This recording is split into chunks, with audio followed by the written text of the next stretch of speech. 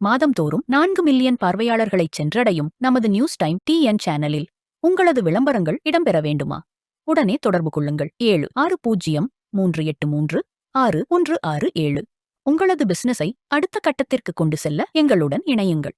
வணக்கம், நான் Damodaran Prakash. News time TN நேயர்களுக்காக தெருக்கூத்து பகுதியில்.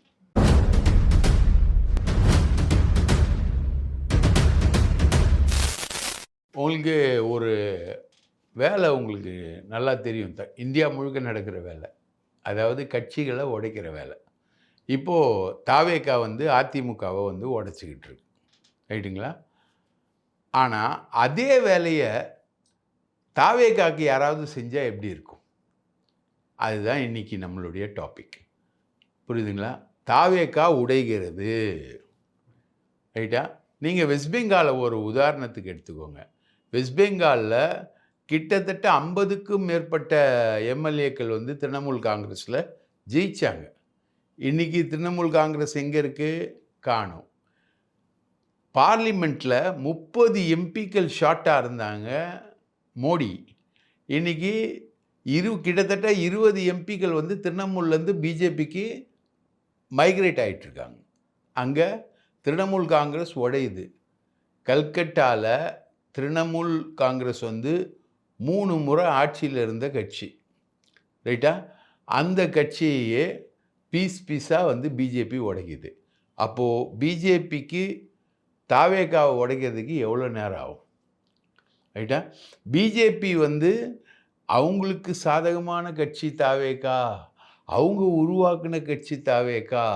விவேகானந்தா இன்டர்நேஷ்னல் ஃபவுண்டேஷன் சொல்லிட்டு ஆர்எஸ்எஸோட முன்னணி உருவாக்கின கட்சி தாவேகா. அதில் முக்கியமாக த்ரிஷா, ரைட்டா? அப்படி உருவான கட்சி தாவேகா.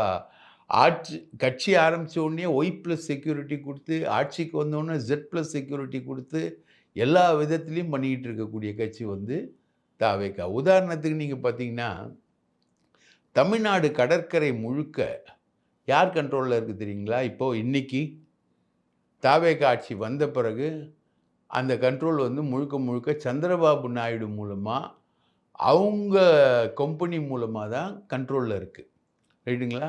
எக்ஸ்போர்ட்டு இம்போர்ட்டு எல்லாமே சந்திரபாபு நாயுடு தான் கண்ட்ரோல் பண்ணுறாரு. அந்த விஷயத்தை உடைக்கிறதுக்கு தாவேகா தயாராகவே இல்லை. ஸ்ரீநாத்னு சொல்லிட்டு விஜயுடைய ரொம்ப நெருக்கமான ஒரு அமைச்சர் தான் மீன்வளத்துறை அமைச்சராக இருக்கார். அவரால் சந்திரபாபு நாயுடு டீமோட டாமினேஷன் தமிழக கடற்கரை முழுக்க இருக்கிறத அவரால் ஒன்றும் பண்ண முடியல. இம்போர்ட் அண்ட் எக்ஸ்போர்ட்டில் அவங்க தான் இன்றைக்கி வரைக்கும் டாமினேட் பண்ணிகிட்ருக்காங்க, ஒன்றும் பண்ண முடியல. இதுதான் தாவேகாவுடைய ஒரிஜினல் நிலை, ரைட்டுங்களா? இப்போது குவாரி எல்லாத்தையும் சமுத்ரா அப்படின்னு சொல்லி விஷ்ணு ரெட்டியுடைய நிறுவனத்துக்கு கொடுக்க போகிறாங்க. முழுக்க பட்ஜெட்டு வைக்கிறாங்க. பட்ஜெட்டில் டிஃபிஷியன்சி இருக்குது, வருமானம் இல்லைன்றாங்க. ஒரு வருஷம் கிட்டத்தட்ட 70,000 கோடிக்கு மேலே வருமானம் வரக்கூடியது தான் இயற்கை வளங்கள் துறை. அந்த துறையை தாவேகா கையில் எடுக்கலாம். முழுக்க குவாரிகள், ஆற்று மணல், சவுடு மணல், எல்லா மணலையும் தேசியமயமாக்கி அதை கையில் எடுக்கலாம். அதை ஏற்கனவே பாதி தேசியமயமாகி தான் இருக்குது, ரைட்டுங்களா? இவங்க சப்கான்ட்ராக்ட் போட்டு கொள்ளையடிக்கக்கூடிய கொள்ளை தான் திமுக ஆட்சியில் நடந்தது. கரிகாலன், ரத்னம், ராமச்சந்திரன், அதுக்கப்புறம் ராஜப்பா. இப்போது இவங்க இளையராஜான்னு ஒருத்தங்கிட்ட கொடுக்குறாங்க. அது கண்டுபிடிப்பு யாருன்னா அண்ணன் ஆதவ் அர்ஜுன் ரெட்டி, ரைட்டுங்களா? அவங்க எல்லாமே இது பண்ணிக்கிட்டு இருக்காங்க. இதுதான் பிஜேபிக்கும் இவங்களுக்கும் இருக்கக்கூடிய நோஷன். இது எல்லாமே பிஜேபிக்கு தெரியும். இது ஏற்கனவே அமலாக்கத்துறை வழக்கு இருக்கக்கூடிய துறை தான் ஆற்று மணல் துறை. மொத்தம் 7 மாவட்ட ஆட்சித் தலைவர்களை அமலாக்கத்துறை சம்மன் பண்ணி விசாரித்த துறை அது. அந்த துறையில் இப்போ ப்ரைவேட்டைசேஷனுக்கு இவங்க போகிறாங்க. இது நிதி வருவாயை பெருக்குவதற்கான ஒரு தொகை. அதே மாதிரி நிதி வருவாய் அதிகம் தரக்கூடிய இன்னொரு துறை டாஸ்மாக். தமிழக அரசு செயல்படுத்திய வளர்ச்சி திட்டங்களை எல்லாத்தையும் செயல்படுத்துவதற்கான துறை டாஸ்மாக். அந்த துறையை இவங்க ப்ரைவேட்டைஸ் பண்ணிக்கிட்டு இருக்காங்க. கொள்ளை ஊழலுக்கும் தாவேகாக்கும் சம்மந்தம் இல்லைன்றது தான் பிரச்சனை. இப்போ அதே பிரச்சனை தாவேகாக்குள்ளே வந்திருக்கு. பெரிய அளவுக்கு வெடிக்குது. ஒரு 10 எம்எல்ஏக்கள் வந்து இப்போ பேசிக்கிட்டு இருக்காங்க. அதாவது மாவட்ட செயலாளர்களா பலரை போட்டு வச்சிருக்காங்க இவங்க. மாவட்ட செயலாளர் வேற, எம்எல்ஏ வேற. அதிமுக மாதிரி இருக்கக்கூடிய கட்சிகள்லேருந்து நிறைய பேர் வந்து கட்சியில் சேர்ந்து எம்எல்ஏ ஆயிட்டாங்க. இந்த எம்எல்ஏக்கள் எல்லாரையும் மாவட்ட செயலாளர்கள் மிரட்டுறான். காசு கொடு, காசு கொடுன்னு கேட்குறான். ரைட்டா? இவங்களும் சாதாரணமாலாம் எல்லாருமே வந்து விஜய் பேரை சொல்லி விசிலுக்கு போட்டாங்க, அதனால் ஜெயிச்சாங்க, எம்எல்ஏ யாருன்னு தெரியாது அப்படின்னு ஜென்ரலாக ஓடுற டாக் வந்து ஜென்ரல் கிடையாது. ரைட்டா? இங்கே இருக்கக்கூடிய 107 எம்எல்ஏக்களில் பெரும்பாலும் வந்து செலவு பண்ணி தான் வந்திருக்காங்க. ரைட்டுங்களா? குறைந்தபட்ச செலவே வந்து ஒரு எம்எல்ஏ எலெக்ஷனில் உங்களுக்கு பல லட்சம் ரூபாய் ஆகும், பல கோடி ரூபாய் ஆகும். சில இடங்கள் டஃப்பாக இருக்கக்கூடிய இடங்களில் பல கோடி ரூபாய் ஆகும். ரைட்டுங்களா? இப்போ ஸ்ரீவைகுண்டம் எம்எல்ஏ வந்து எம்எல்ஏ ஃபார்மே ஃபில்லப் பண்ண தெரியாமல் ஃபோட்டோ ஓட்டி நீங்கள் ஃபில்லப் பண்ணிக்கோங்கன்னு கொடுத்த மாதிரி எல்லா எம்எல்ஏக்களும் கொடுக்கல. அதுக்கப்புறம் வக்கீல்களும் ரிப்போர்ட்டரும் சேர்ந்து ஃபில்லப் பண்ணி கொடுத்து அவன் கேன்வாஸ் பண்ணாமலே ஸ்ரீவைகுண்டத்தில் ஜெயித்தான். அந்த மாதிரி எல்லா எம்எல்ஏக்களும் ஜெயிக்கலை. ரைட்டுங்களா? சேலம் பெல்ட்லலாம் வந்து ஏடிஎம்கேவும் பாமகவும் டஃப்பு கொடுக்கும்போது, திமுகவும் டஃப்பு கொடுக்கும்போது தான் இவங்களுடைய வெற்றி என்பது பெரிய அளவுக்கு வந்தது. மரகதம் குமரவேல் சொன்னாங்க இல்லையா, 50 லட்சம் ரூபாய் திமுக மாவட்ட செயலாளர்கிட்டேருந்து அதிமுக மாவட்ட செயலாளர் வாங்கினார். அதையும் மீறி தான் நான் ஜெயித்தேன். இதுதான் வந்து election tactical line.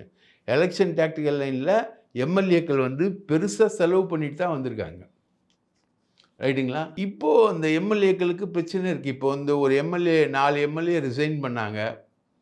Perundurai Jayakumar, Dharapuram MLA, மரகதம் குமரவேலு, அதுக்கப்புறம் நம்ம இசக்கி சுப்பையா, எல்லாருமே வந்து கஷ்டப்பட்டு தான் ஜெயிச்சிருக்காங்க. ரைட்டா? இவங்க 4 பேரும் ரிசைன் பண்ணிட்டாங்க. 4 பேர் ரிசைன் பண்ணிவிட்டு இவங்க வந்து தாவேகால சேர்ற மாதிரி உடனடியாக சேர்ந்துட்டாங்க. முழுக்கவே கீழே ரிசைன் பண்ணுறாங்க, மேலே போய் சேர்றாங்க. ஒரே மாடியிலேயே ரெசிக்னேஷனும் கட்சியில் சேர்றதும் இருக்குது. இவங்க வந்து கட்சி தாவல் தடுப்பு சட்ட அடிப்படையில் இவங்க மேலே நடவடிக்கை எடுக்கணுன்ற ஒரு மனுவை வந்து எடப்பாடி பழனிசாமி கொடுத்துருக்கார்.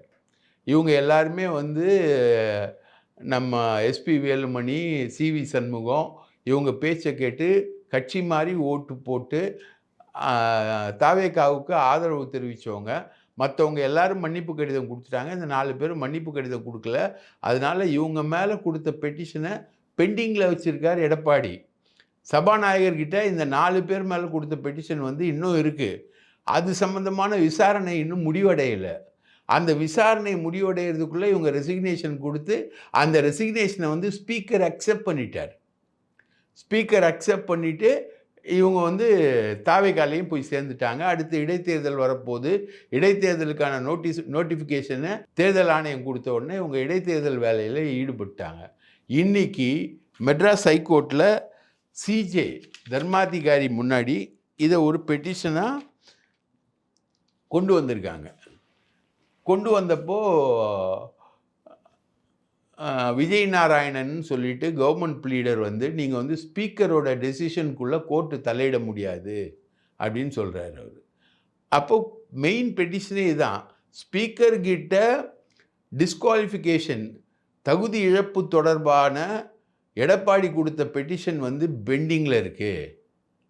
அது சம்பந்தமாக முடிவெடுக்காத போது இவர்கள் கொடுத்த ராஜினாமாவை எப்படி ஸ்பீக்கர் ஏற்றுக்கொள்ளலாம் அப்படின்றது தான் ப்ரேயர், ஏடிஎம்கேவுடைய ப்ரேயரு.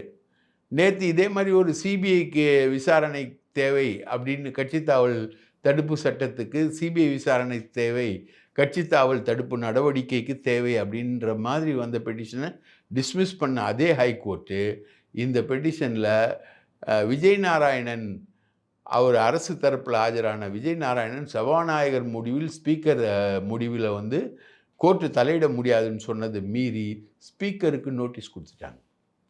உடனே ஸ்பீக்கர் பயந்து போய் ரைட்டா இசக்கி சுப்பையா தவிர மற்ற 3 பேரையும் கூப்பிட்டு உங்கள் விளக்கம் என்னன்னு கேட்டு எழுதி வாங்கியிருக்கார். அப்போது இடைத்தேர்தல்ன்றது மோசமான ஒரு சூழ்நிலைக்கு போயிடுச்சா, ரைட்டா? அதனால தான் வந்து ரிசைன் பண்ணார் விஜயபாஸ்கர். அதே மாதிரி ரிசைன் பண்ணார்.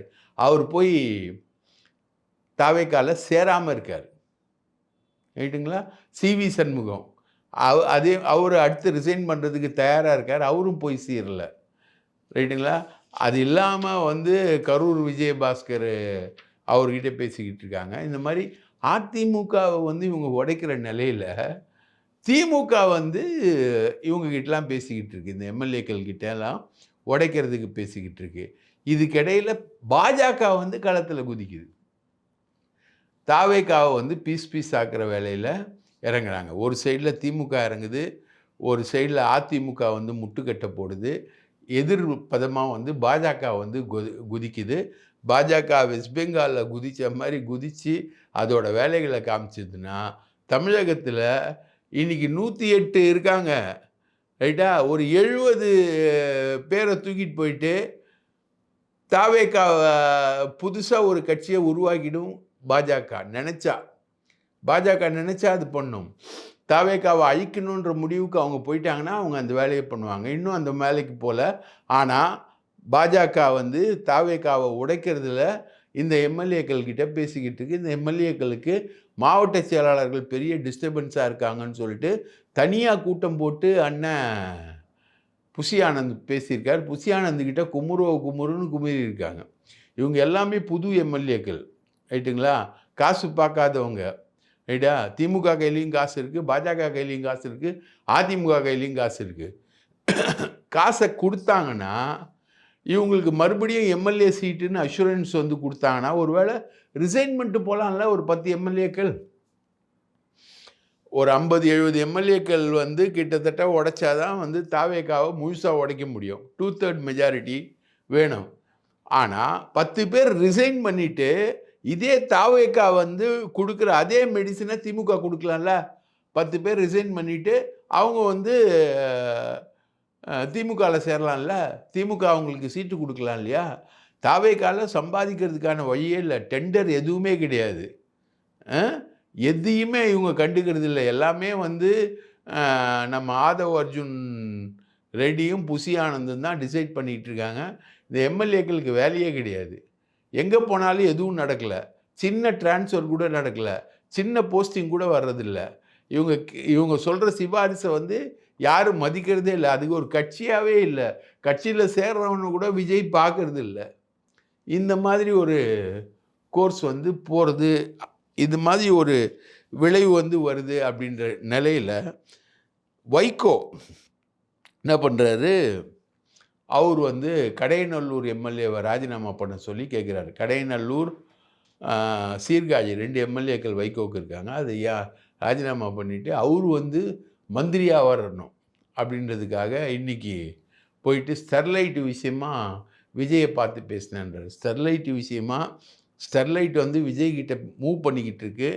ஸ்டெர்லைட்டை வந்து ஓப்பன் பண்ணுறதுக்கான எல்லா வேலைகள்லையும் விஜய் ஈடுபட்டுக்கிட்டு இருக்காரு அப்படின்னு நம்ம ஏற்கனவே சொன்னோம். அதுக்காக அவர் போய் பார்த்தாராம். இப்போது கடையநல்லூர் எம்எல்ஏ ராஜினாமா பண்ணிவிட்டு அங்கே வந்து வைகோ நின்று அவர் எம்எல்ஏ ஆகிட்டு அவர் மந்திரி ஆகிட்டாருன்னா ஸ்டெர்லைட் விஷயத்தை தூக்கி போட்டுருவார். ஸோ கட்சி தாவ தயாராக இருக்கார் வைகோ. இந்த மாதிரி ஒரு ட்ராமா வந்து இன்னொரு சைடில் போயிட்டுருக்குன்னு வச்சுக்கோங்களேன். இந்த நிலையில் ஐபிஎஸ் அதிகாரிகள் 2 பேர் மானஸ்தர்கள். அவங்க வந்து ஒருத்தர் வந்து சுனில் காவல் சீருடை பணியாளர் தரப்பு, அவர் வந்து திமுக போட்ட போஸ்டிங் ரிசைன் பண்ணிட்டார். சங்கர் ஜிவால் திமுக பிரிவில் டிஜிபி இருந்தவர், அவர் தீயணைப்புத்துறை போட்டாங்க, அவரும் ரிசைன் பண்ணிட்டார். ஆனால் ரைட் டு இன்ஃபர்மேஷன் கமிஷனராக ஷக்கீல் அக்தர்னு ஒருத்தரை போட்டிருக்காங்க. அவர் அப்படியே போகிறார். அவருக்கு கீழே தாமரை கண்ணன் ஒருத்தர் போட்டிருக்கார். அவர் வந்து இந்த ஜாதி லாபி, தேவர் லாபியில் வரக்கூடிய ஆள். அவர் அப்படியே முழுக்க அப்படியே கண்டினியூ பண்ணிக்கிட்டு இருக்கார். இதுதான் இன்றைக்கி இருக்கக்கூடிய நிலவரம். இதில் முக்கியமாக பார்த்தீங்கன்னா அனில் ரெட்டி, விஷ்ணு ரெட்டி இவங்களுடைய ஆதிக்கம் வந்து மிகப்பெரிய அளவுக்கான விஷயமாக போய்கிட்டுருக்கு. ஜெகதீஷ் பழனிசாமி வந்து அவருடைய பிஏ, ஜெகதீஷ் பழனிசாமிக்கும் ஜானுக்கும் வந்து ஒரு ஸ்பெஷல் போஸ்டிங் வந்து தரப்போகிறாங்க. தாவேக்கால அரசாங்கத்தில் ஏற்கனவே ஜெகதீஷ் பழனிசாமி எந்த இதுலேயும் இல்லை. ஜான் இருக்கார். ஜெகதீஷ் பழனிசாமி முதல்வரின் உதவியாளர் அப்படின்ற அடிப்படையில் அவர் செயல்பட்டுக்கிட்டு இருக்காரு. அவருக்கு வந்து கான்ஸ்டியூஷனலாக ஒரு பொசிஷன் கொடுக்க போகிறாங்க. இவர் வந்து சினிமா துறையில் என்ன பண்ணிக்கிட்டு இருக்காங்க இவங்க அப்படின்னா, சினிமாவில் வந்து எந்த படம் ரிலீஸ் ஆனாலும் ஜெகதீஷ் பழனிசாமி பர்மிஷன் இல்லாமல் இனிமேல் பட்டு ரிலீஸ் ஆக முடியாதுன்ற அளவுக்கு டாமினேஷன் இருக்குது. அது ஜெகதீஷ் பழனிசாமியும் பேஷன் ஸ்டுடியோ சுதன் இவங்க 2 பேரும் சேர்ந்து சினிமாவை டோட்டலாக டாமினேட் பண்ணுறாங்க. இதை நம்ம ஏற்கனவே நம்ம சேனலில் சொன்னோம். அது சம்மந்தமான இன்ஃபர்மேஷன் எல்லா சினிமா ப்ரொடியூசர்ஸ்க்கும் போய் சேர்ந்துருக்குது. நம்ம சேனல் மூலமாக சேர்ந்துருக்குன்னு நம்ம சேனல்லையும் பார்த்துருக்காங்க. ஆனால் இப்போ வந்து கம்ப்ளீட் டாமினேஷனுக்குள்ளே அவங்க கொண்டு வராங்க. இது வந்து என்னன்னா, இன்றைக்கி வரைக்கும் ஜெகதீஷ் பழனிசாமி தான் ஐடி விங்கோட ஸ்ட்ராங் ஹோல்டாக இருக்கார். அவரை நிர்மல்குமார் வந்து இங்கே அமைச்சரானதுனால ஜெகதீஷ் பழனிசாமியால் ஐடி விங்கை கோப்பப் பண்ண முடியல. ஐடியில் சமூக வலைதளங்களில் முழுக்க விஜய்க்கு எதிரான விஷயங்கள் வருது. இப்போ விஜய் கார் ஓட்டின விஷயத்தை நம்ம 2 நாளாக டிஸ்கஸ் பண்ணி அது சம்மந்தமாக வீடியோஸோடு நம்ம வந்தோம். அந்த வீடியோஸ் எல்லாத்தையுமே ரிலீஸ் பண்ணி எல்லா வேலையும் பார்த்தது சமூக வலைதளங்கள் தான். அதை தடுக்கிறதுக்கு இவங்களால் முடியலை. ரைட்டா? அதுக்காக இப்போது வேறு வேலைகள் என்னென்ன இருக்கோ அதுக்கான வேலைகளுக்காக இவங்க பண்ணிக்கிட்டு இருக்காங்க. அதில் வந்து ஜானுக்கும் ஜெகதீஷுக்கும் ஒரு பெரிய பொறுப்பு. அதில் விஷ்ணு ரெட்டிக்கும் கொடுத்தாலும் கொடுப்பாங்க இவங்க. ஒரு பெரிய பொறுப்பு. சட்டமன்றம் முடிஞ்ச உடனே, இந்த சட்டமன்றம் இப்போ கூடுது இல்லையா, இந்த சட்டமன்றம் முடிஞ்ச உடனே இவங்களுக்கு வந்து ஒரு பெரிய பொறுப்பு கொடுக்குறாங்க. முழுக்க இவங்க சினிமா துறையை ஜெகதீஷ் இல்லாமல் யாரும் ப்ரொடியூஸ் பண்ண முடியாது. ஜெகதீஷ் இல்லாமல் யாரும் ஒன்றும் பண்ண முடியாது. அதுக்காக ஆர்வி உதயகுமார்னு ஒருத்தர், அவர் திமுகவுக்கு ஆதரவாக இருந்தவர், அவர் வந்து ராஜினாமா இப்போ பண்ணியிருக்காரு. இன்றைக்கி பண்ணிவிட்டு அவர் வந்து தாவேக்கால சேர்றாரு. இந்த சினிமா துறையை டாமினேட் பண்ணுறதுக்கு ஜெகதீஷ் பழனிசாமியுடைய அசிஸ்டண்ட்டாக ஆர்வி உதயகுமார்னு ஒரு பெரிய டைரக்டர், அவர் வந்து தாவேக்காவில் வந்து அவர் வந்து சேர்ந்துக்கிட்டு இருக்காருன்னு வச்சுக்கோங்களேன்.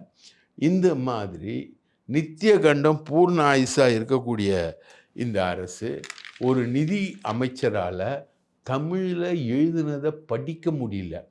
காலகேயர்கள் ஒரு படத்தில் பேசுவாங்க இல்லையா, தத்தான்னு, அந்த மாதிரி தமிழை, எழுதப்பட்ட தமிழை படிக்க முடியாத கேவலத்தில் இருக்கக்கூடிய ஒருத்தர் நிதித்துறை அமைச்சராக இன்றைக்கி இருக்கார். அவர் ஒரு வெள்ளை அறிக்கை கொடுக்குறாரு. ஏன் இந்த வெள்ளை அறிக்கை கொடுக்குறாங்க அப்படின்னு நீங்கள் பார்த்தீங்கன்னா, இந்த வெள்ளை அறிக்கை வந்து பட்ஜெட் கூட்டத்தொடர் நடக்க போது, பட்ஜெட் கூட்டத்தொடர் அப்போ வெள்ளை அறிக்கை கொடுத்தாங்கன்னா அதுக்கு பதில் வந்து திமுக தரப்புலேருந்து பதில் அறிக்கை வந்து கொடுக்கப்படும். அதிமுக ஆட்சி காலத்தையே அந்த வெள்ளை அறிக்கையில் வந்து இவங்க கொண்டு வரல. அதிமுக ஆட்சி காலத்தில் இருந்த நிதி நிலைமையை பற்றி இவங்க தீர்ந்து போன சக்தின்னு சொல்கிறாங்களே, அந்த சக்தியுடைய டீட்டெயில்ஸை வந்து இவங்க கொண்டு வராங்க. ஏன் கொண்டு வராங்கன்னா, இவங்க அடுத்த கட்டமாக பல விஷயங்களில் வந்து இவங்க தலையிடுறாங்க. அதில் ஒன்று தான் ஸ்டெர்லைட்டு. ரைட்டா? அதுக்கு அண்ணன் வந்து போய் தலையிட்டு, நீங்கள் வந்து ஸ்டெர்லைட்டை வந்து நீங்கள் தொடங்குனீங்கன்னா என்னை கண்டுக்காமல் நீங்கள் வந்து தொடங்க முடியாது. எனக்கு மந்திரி பதவி இல்லாமல் ஸ்டெர்லைட்டை நீங்கள் தொடங்க முடியாது அப்படின்ற மாதிரி ஒரு பேரத்தை போய் விஜய்கிட்ட பேசிட்டு வந்திருக்கார். 45 நிமிஷம் பேசினாராம். பாவம் விஜய் 45 நிமிஷம் இவருடைய பேச்சை எப்படி கேட்டுக்கிட்டு இருந்தார்ன்றது தெரியல. கூடவே நம்ம அங்கே இவருக்கு வேண்டப்பட்ட கிங்கரர்கள் எல்லாரையும் கூட்டிகிட்டு போய் தான் வைகோ வந்து சந்திச்சிருக்காருன்னு வச்சுக்கோங்களேன். இந்த மாதிரி இப்போது பத்திரிகையாளர் ஒருத்தர் மேலே குண்டாஸ் போட்டிருக்காங்க, முக்தார்னு. முக்தார் மேலே விமர்சனங்கள் எல்லாருக்கும் உண்டு. முக்தார் பேசக்கூடிய விதம் சம்மந்தமாக விமர்சனங்கள் உண்டு. முக்தார் சம்மந்தமாக, முக்தாருக்கு குண்டாஸ் போட்டது சம்மந்தமாக பத்திரிகையாளர் சங்கங்கள் வந்து வாயே திறக்கல. பத்திரிகையாளர் சங்கங்களுக்குள்ள இருக்கக்கூடிய மெயின் ஸ்ட்ரீம் பத்திரிகையாளர்கள் எல்லாருமே வந்து ஆதவ் அர்ஜுனாவுடைய கைக்கூலியாக இருக்காங்க. ஆதவ் அர்ஜுனா வந்து எல்லாருக்கும் பே பண்ணுறாரு. அவங்க வந்து முக்தார் மேலே கூண்டாஸ் போட்டதை பற்றி வாயே திறக்கல. இதுதான் இந்த ஆட்சியுடைய உண்மையான சூழ்நிலை. ஒருத்தர் மேலே வந்து கூண்டாஸ் போடுறது வந்து நம்ம என்றைக்குமே ஆதரித்ததே கிடையாது. அது யார் மேலே போட்டாலும் சரி. அதுவும் பத்திரிகையாளர்கள் மேலே கூண்டாஸ் போடுறது எந்த விதத்தில் மிக சரியான நடவடிக்கை அப்படின்றது தெரியல. போலீஸ் அதிகாரிகள் வந்து இங்கே இருக்கக்கூடிய ஆட்சியை திருப்திப்படுத்துறதுக்காக முக்தார் மேலே குண்டாஸ் போட்டிருக்காங்க. ஆனால் அதை எதிர்த்து பத்திரிகைகள் வாய் திறக்கவே இல்லை அப்படின்றத சோகத்தையும் நம்ம பதிவு பண்ணுறோம். நன்றி, வணக்கம்.